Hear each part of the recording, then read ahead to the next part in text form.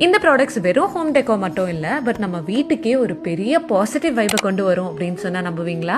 Let me introduce you all to Grey Mode page. Traditional உர்லிஸ்க்கு ஒரு modern twist கொடுத்து இப்போ இருக்கிற கரண்ட் ட்ரெண்டுக்கு சூட் ஆகுற மாதிரி பண்ணி. இது நான் வாங்கின ஃபர்ஸ்ட் ப்ராடக்ட், யானை உருளி.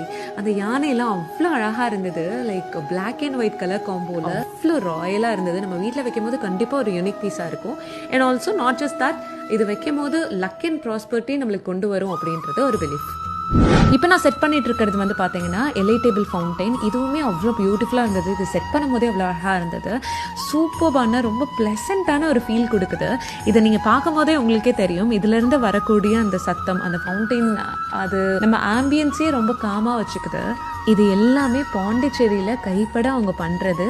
And they are made up of sustainable concrete. And இது இன்னொரு கியூட் ப்ராடக்ட், ஓட முரளி. புதா யாருக்கு தான் பிடிக்காது இல்லையா? ரொம்ப அழகா தனியாக ஒரு குட்டி புதா உட்காந்துட்டு இருக்கிற மாதிரி இருக்கும். பார்க்கவே ரொம்ப அழகா இருக்கும். இது சங்குருளி.